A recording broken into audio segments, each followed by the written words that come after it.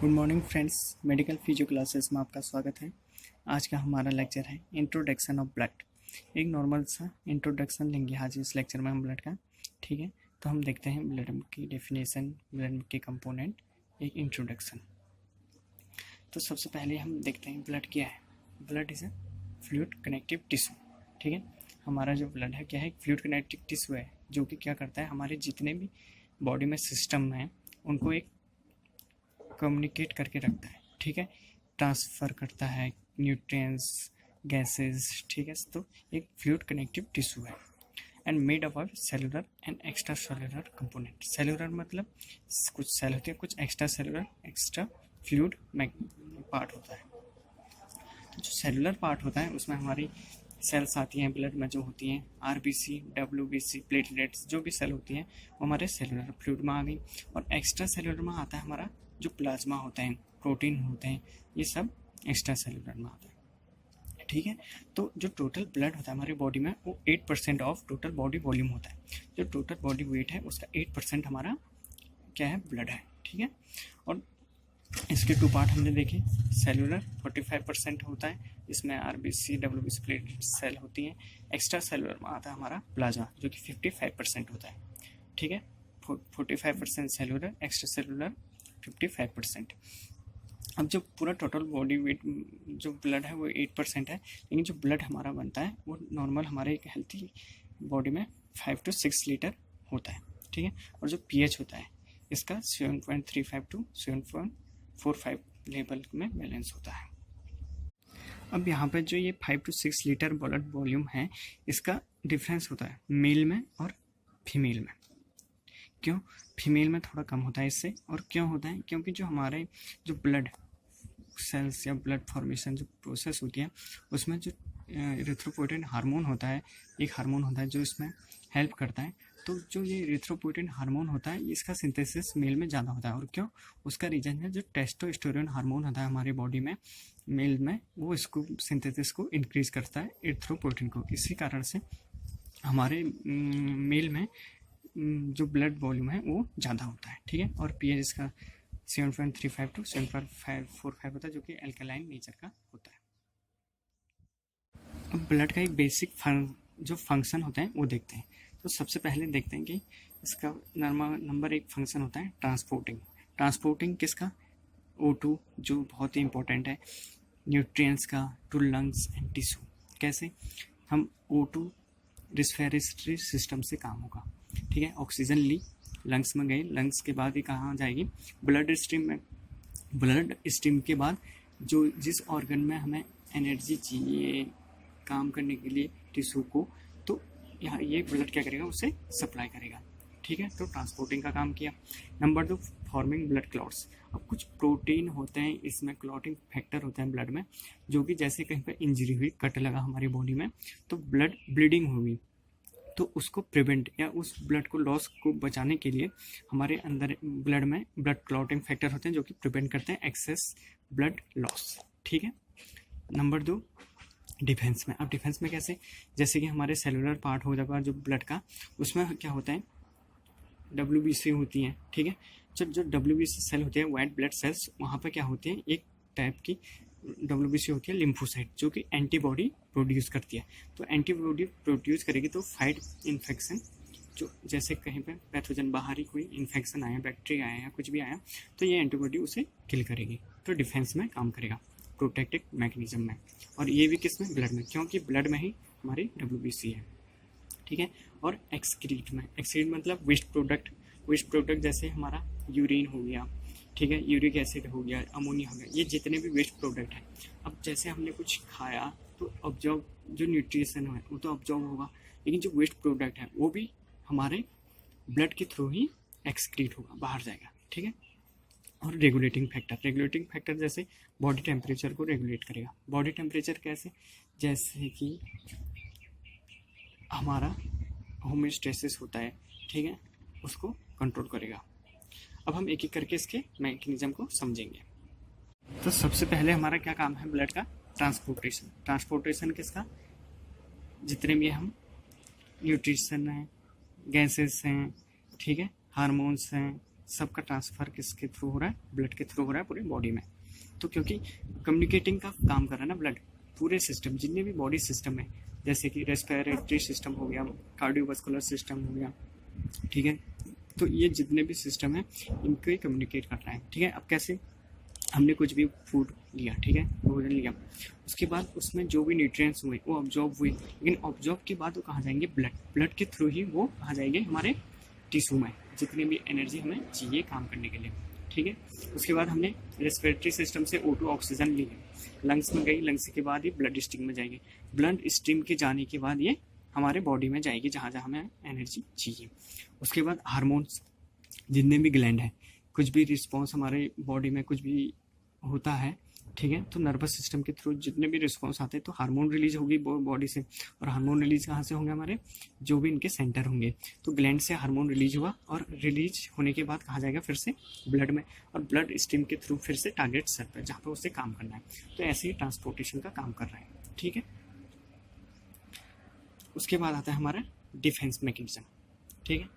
अब एक चीज़ और देखो, ट्रांसपोर्टेशन में जैसे कि कभी हमें कोई डिजीज़ हो जाती है, ठीक है, तो डिजीज होने के बाद जो हार्मोन लेवल है, अगर हम ब्लड में से हम क्या करते हैं, उसे डिटेक्ट करते हैं कि कुछ डिजीज़ होती है, तो ब्लड, सबसे पहले ब्लड टेस्ट करवाते हैं, तो ब्लड टेस्ट से हमें पता चलता है कि डिजीज़ क्या हो सकती है, एक डायग्नोस्टिक रूट के तरह से हम इसे देखते हैं। जैसे कि हार्मोन्स हैं, अब हार्मोन अगर हमारा ज़्यादा प्रोडक्शन हो रहा है हार्मोन का, तो ब्लड लेवल में हार्मोन की मात्रा जो होती है नॉर्मल लेवल से हाई चली जाएगी, जिससे हमें डिटेक्ट कर सकते हैं कि इसको यहाँ पे दिक्कत हो रही है, ठीक है। तो ये सब एक डिटेक्शन के लिए नॉर्मल हो गया।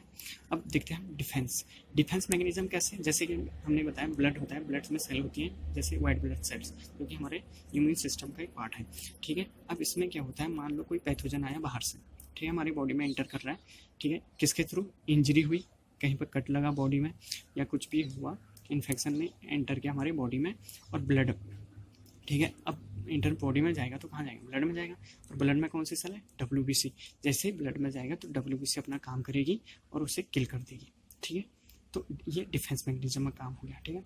और नंबर 2, कट लगा, ब्लीडिंग होना स्टार्ट हुआ, लेकिन वहाँ पे भी हमारे सेल्स होते हैं, प्रोटीन होते हैं ब्लड के अंदर, जो कि प्रिवेंट करेंगे क्लॉट, कैसे ब्लीडिंग को, कैसे क्लॉटिंग करेंगे। अब और एक फंक्शन है हमारा ब्लड का, रेगुलेटिंग ऑफ टेम्परेचर, और वो कैसे टेम्परेचर रेगुलेट करता है वो देखते हैं। जैसे कि हमारे जो ब्लड वेसल हैं उसमें ब्लड जिसमें फ्लो होता है, तो उसमें प्रॉपर्टी होती है कॉन्ट्रैक्ट और डायलेट होने की, ठीक है। तो उसमें क्या होता है, जैसे हमारा कूल, हमें ठंड लगी, ठीक है, तो हमारे जो ब्लड वेसल है वो कंस्ट्रिक्ट हो जाएंगे, कंस्ट्रिक्ट क्या होंगे, सिकुड़ेंगे, जैसे कि ब्लड फ्लो डिक्रीज हो कहाँ पे, स्किन के लेवल पे, ठीक है, जिससे कि जो हमारा टेम्परेचर है वो टेम्परेचर कंट्रोल हो, कैसे कंस्ट्रिक्ट करेंगे, लेस ब्लड फ्लो होगा, तो वो क्या होगा, लो हीट लॉस, मतलब हीट लॉस कम होगी, क्योंकि ब्लड फ्लो का कम हो गया, ब्लड फ्लो कम होगा तो जो हीट लॉस है, हमारे जो हीट है अंदर की बॉडी में वो लॉस कम होगी, जिससे कि कूल जो हमारे टेम्परेचर है वो बना रहे, ठीक है। और उसके बाद अगर हीट हमें ज़्यादा गर्मी हुई तो क्या होता है, जो ब्लड वेसल है डायलेट हो जाती है, और जो अंदर बॉडी का टेम्परेचर है उसे क्या करते हैं, रिलीज करते हैं स्किन के थ्रू बाहर, ठीक है, जिससे कि हमारा टेम्परेचर मेंटेन रहता है, ठीक है, एक हमें स्ट्रेसेस की तरह काम करता है। अब हम देखते हैं कि कंपोनेंट क्या क्या होते हैं ब्लड के। तो ब्लड कंपोनेंट में जैसे कि हमने पहले देखा कि 2 होते हैं, कौन कौन से, सेलुलर पार्ट और एक्स्ट्रा सेलुलर। सेलुलर जो हमारा 45% होता है, एक्स्ट्रा सेलुलर 55। तो सबसे पहले हम सेलुलर पार्ट देखते हैं। सेलुलर पार्ट में हमारे जो सेल होते हैं, सेल में हमारे RBC, WBC और एक और है प्लेटलेट्स। तो सबसे पहले हम देखते हैं RBC। तो RBC जो होती है red blood cells, red colour की होगी, ठीक है। सब जितने भी सेल हैं कहाँ से बनते हैं, WBC से, बोन मैरो से फॉर्मेशन का स्टार्ट होता है, ठीक है, फॉर्म रहता है बोन मैरो, एंड बाइकॉन्केव डिस्क की तरह होती है, और इसका जो डायमीटर होता है वो 8 mm होता है, एंड लैक ऑफ न्यूक्लियस, इसमें न्यूक्लियस नहीं होता है। और RBC एक सरफेस मार्कर होते हैं, ठीक है, जैसे कि हम सेल्फ एंटीजन बोलते हैं, और जो कि रिस्पॉन्सिबल होता है फॉर द ब्लड ग्रुप, ठीक है। ये बहुत इंपॉर्टेंट रोल है किसका, आरबीसी का। क्यों? क्योंकि जो आरबीसी है उसके सरफेस पे मार्कर होता है जिसे हम प्रोटीन की तरह, ठीक है, एक लिपिड कंपाउंड भी होते हैं जिससे एक सेल्फ एंटीजन बोलते हैं, ठीक है, हमारे बॉडी के अंदर ही है और आरबीसी के सरफेस मार्कर पर, ठीक है, जिससे कि हम रिस्पॉन्सिबल होता है किसके लिए, ब्लड ग्रुप के लिए।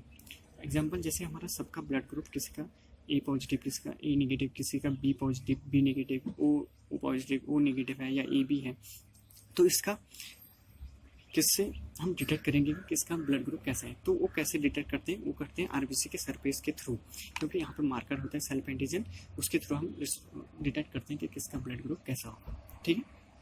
नंबर 2, आरबीसी कंटेन करता है हीमोग्लोबिन, जो कि बहुत ही इंपॉर्टेंट है हीमोग्लोबिन, क्योंकि जो हमारा ब्लड है उसका कलर रेड होता है, लेकिन उसका रीज़न क्या है, क्योंकि जो हीमोग्लोबिन है इस पिगमेंट की वजह से हमारा ब्लड का कलर रेड है, ठीक है।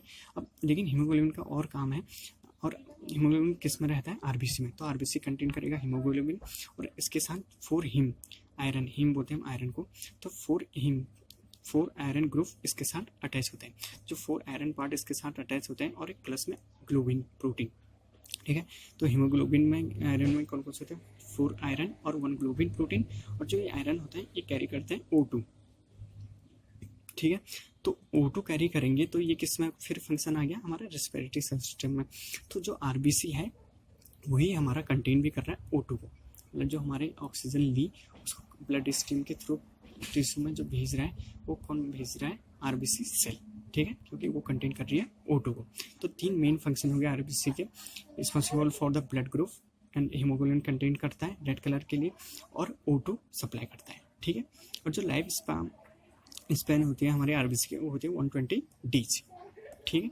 अब दूसरे जो हमारा सेल होती है वो होती है WBC, वाइट ब्लड सेल, जो कि हमारा इम्यूनिटी में बहुत, इम्यून सिस्टम का एक पार्ट है, जो कि वर्क ऑन डिफेंस, जो कि हमने अभी देखा कि पैथोजन आता है तो WBC कैसे काम करती है, तो work on defence and important process of transplantation, ये चीज़ हम देखते हैं। अब ट्रांसप्लांटेशन से क्या मतलब है, क्योंकि जैसे हमारे अंदर जो मैकेनिज्म है बॉडी का वो क्या है कि जैसे कोई पैथोजन मान लो बाहर से आया, ठीक है, ये पैथोजन हमारे बॉडी में जा रहा है, लेकिन ये पैथोजन अगर बॉडी में जा रहा है, बाहर से आ रहा है, तो हमारी बॉडी तुरंत रिस्पॉन्स करती है, इसको मार देती है, ठीक है, किल कर देगी, इसको किल कर दिया।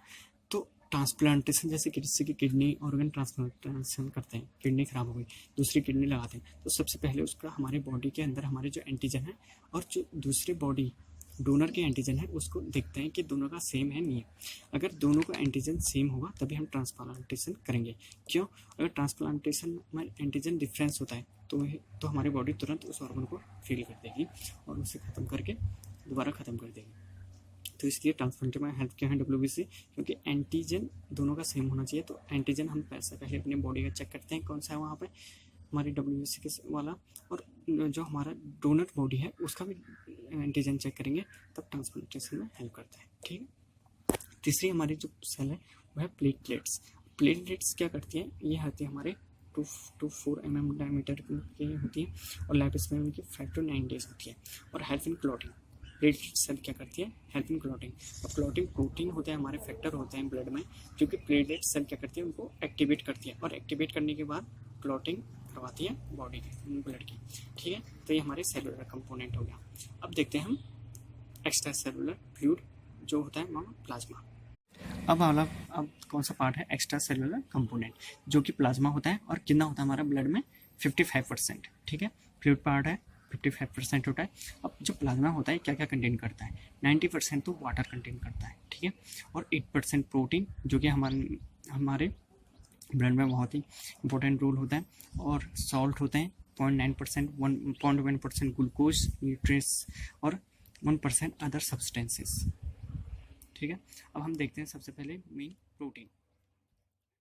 जो हमारा प्लाज्मा है उसमें मेनली 3 प्रोटीन होते हैं, एल्ब्यूमिन, ग्लोबुलिन और फाइब्रोनोजेन, ठीक है।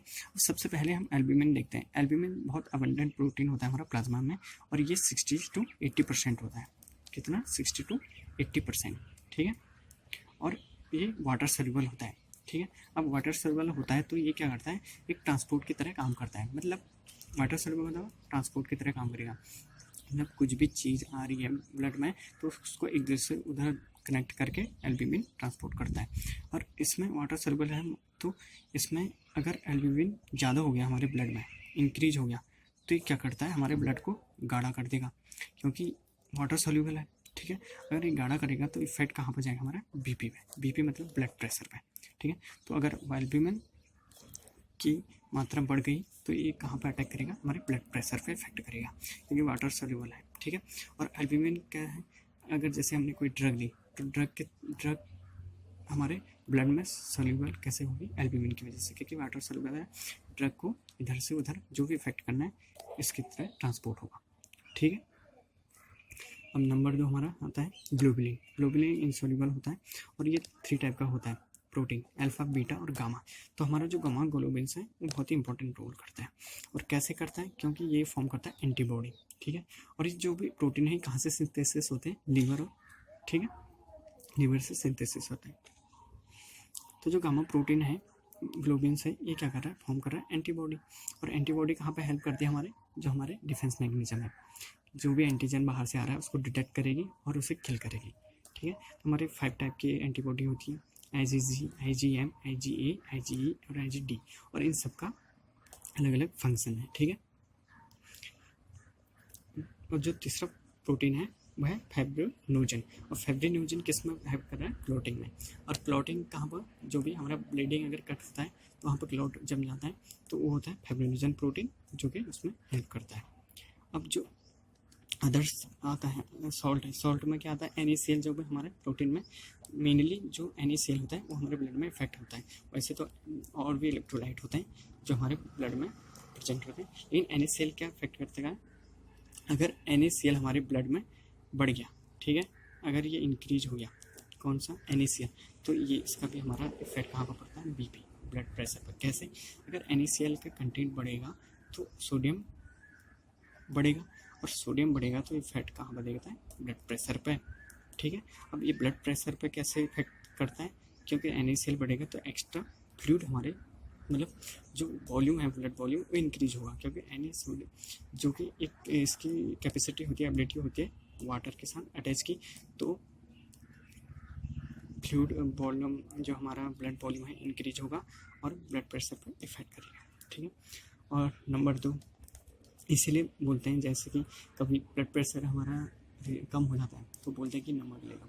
तो नमक क्या करता है, एक्स्ट्रा वाटर फ्लूइड इंक्रीज कर देता है किसमें, ब्लड वॉल्यूम में, जिससे कि हमारा ब्लड प्रेशर मेंटेन हो जाता है, ठीक है। यही कारण है कि जो सोडियम NaCl है ये क्या करता है, वाटर वॉल्यूम, ब्लड वॉल्यूम को इंक्रीज कर देता है और ब्लड प्रेशर मेंटेन करता है, ठीक है। तो इसलिए बोलते हैं लो ब्लड प्रेशर जैसे ही होता है तो नमक। उसके बाद ग्लूकोज। अब जितना भी न्यूट्रिशन ग्लूकोज है, कार्बोहाइड्रेट का ब्रेक डाउन हो रहा है, तो ग्लूकोज पूरे बॉडी में हमें एनर्जी चाहिए, तो किसके थ्रू जाएंगे, ग्लूकोज के थ्रू। और ग्लूकोज के थ्रू तो आएगी, लेकिन ट्रांसपोर्ट कौन करेगा, ब्लड, तो ये भी ब्लड में आता है। और इसकी जो हमारे मेजरमेंट है ब्लड में कितना होता है ग्लूकोज, वो होता है 80 to 120 mg पर 100 ml ऑफ ब्लड, ठीक है, कितना, 80 to 120 mg पर 100 ml ऑफ ब्लड, इतना हमारा नॉर्मल बैलेंस लेवल होता है किसका, ग्लूकोज का। और जो 80 होता है उसे हम बोलते हैं फास्टिंग। फास्टिंग मतलब जैसे हमने खाना 6-7 घंटे तक खाना नहीं खाया, ठीक है, उससे अगर उस टाइम हम मेजर करेंगे ग्लूकोज लेवल अपने ब्लड में, तो आना चाहिए हमारा 80 mg, ठीक है, पर 100 ml ऑफ ब्लड। और जब आफ्टर डाइट के बाद आना चाहिए 120 mg, एक नॉर्मल लेवल होता है, ठीक है। अब कभी ऐसा होता है कि अगर ये 80 से डिक्रीज हो गया, ठीक है, 80 से डिक्रीज हो गया तो उसे हम एक कंडीशन बोलते हैं हाइपोग्लाइसीमिया, ठीक है। जब ग्लूकोज लेवल कम हो जाता है ब्लड में उसको बोलते हैं हाइपोग्लाइसीमिया। और अगर ये 120 से इंक्रीज हो गया तो उसे बोलते हैं हाइपरग्लाइसीमिया। अब जैसे हम डाइट करें, खाते मतलब खाना खाएंगे, तो उसके बाद तुरंत बाद अगर ये कभी 140, 150 या 160 तक जा सकता है, तो एक फिर अपने 120 पे आ जाएगा, लेकिन ये साइकिल चलती है, तो इसे हम हाइपरग्लाइसीमिया कंडीशन नहीं दे सकते। हाइपरग्लाइसीमिया जब एक कंटिन्यूसली बढ़े, ठीक है, तो उसमें क्या होता है, हाइपरग्लाइसीमिया वो एक डायबिटीज़ का रूप ले लेता है। कैसे, नॉर्मल अगर 120 से 130 140 जा रहा है तो ये तो कंटिन्यूस एक साइकिल हुई कि हमने डाइट ली, हमारा ग्लूकोज लेवल थोड़ा बढ़ा, फिर लास्ट में अपने नॉर्मल लेवल पर आ गया। लेकिन एक कंटिन्यूसली अगर ये इंक्रीज हो रहा है 121, 31, 41, 60 और रुक भी नहीं रहा है और अपने नॉर्मल स्टेज में नहीं आ रहा है, तो उसे हम बोलते हैं डायबिटीज कंडीशन। ठीक है, तो ये हमारा ग्लूकोज लेवल का काम हो गया।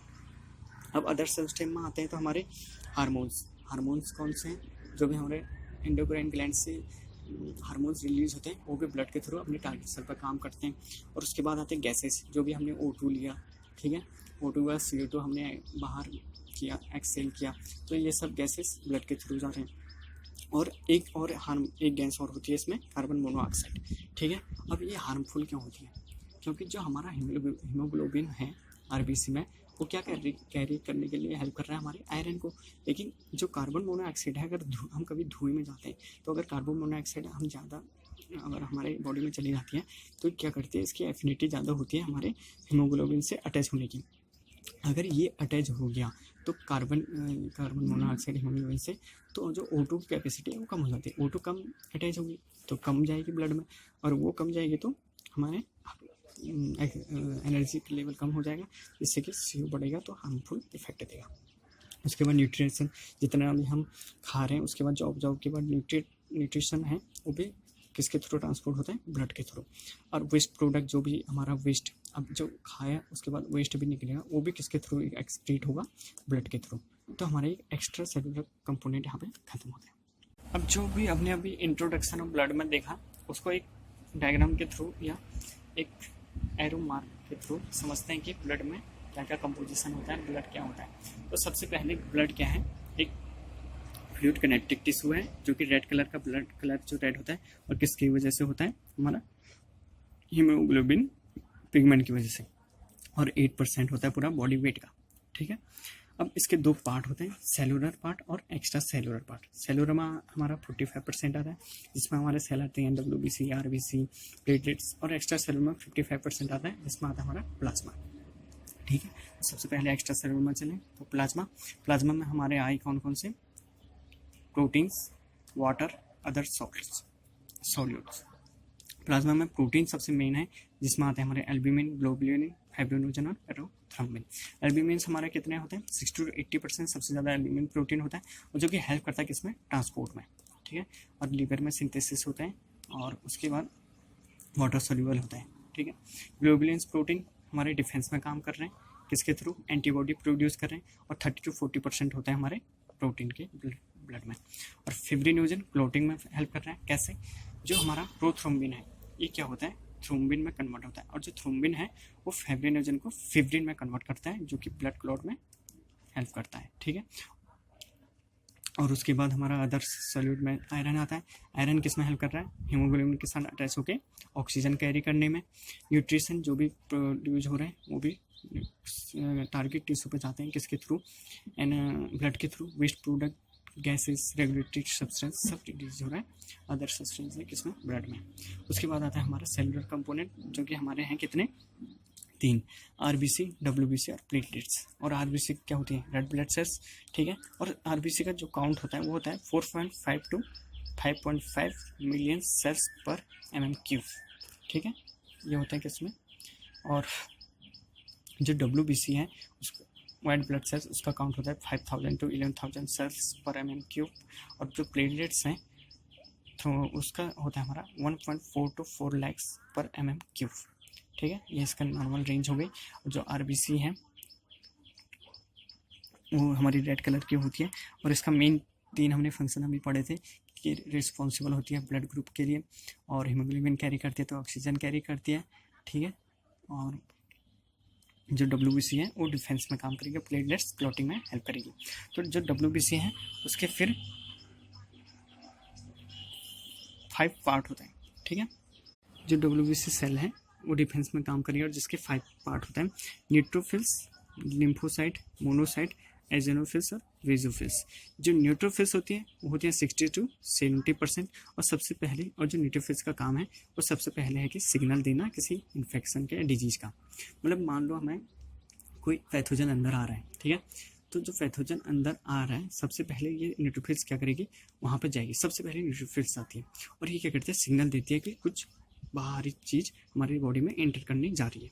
उसके बाद, ठीक है, मोनोसाइट क्या करेगा, जो मोनोसाइट होती है वो उसको किल करने की कोशिश करेगा, इनगल्फ फैगोसाइटिस प्रोसेस करेगा और उसको इनगल्फ करने की कोशिश करेगा, मारने की कोशिश करेगा। ठीक है, ये मोनोसाइट सेल है, 3 to 8% होती है। और उसके बाद लिम्फोसाइट क्या करती है, 20 to 25% होती है, जो कि एंटीबॉडी प्रोड्यूस होती है और एंटीबॉडी प्रोड्यूस करती है। ठीक है, लिम्फोसाइट 2 होती है, बी लिम्फोसाइट और टी लिम्फोसाइट। ठीक है, अब ये क्या करते हैं, जैसे पैथोजन आया उस पर जो एंटीजन है उसे डिटेक्ट करके एंटीबॉडी बनाएगी और क्या करेगी, उसे किल करेगी। ठीक है, और उसके बाद एजिनोफिल्स होती हैं जो कि 2 to 4% होती है। एजिनोफिल्स क्या करती है, ये क्या करते हैं, ये हेल्प करती है हमारे किस में, एलर्जिक रिएक्शन में, हाइपर सेंसिटिव में। ठीक है, एलर्जिक रिएक्शन जो भी बाहर से कुछ चीज़ आती है तो इन्फेक्शन होता है तो उसमें ये एलर्जिक रिएक्शन प्रोड्यूस करती है हाइपर सेंसिटिव में।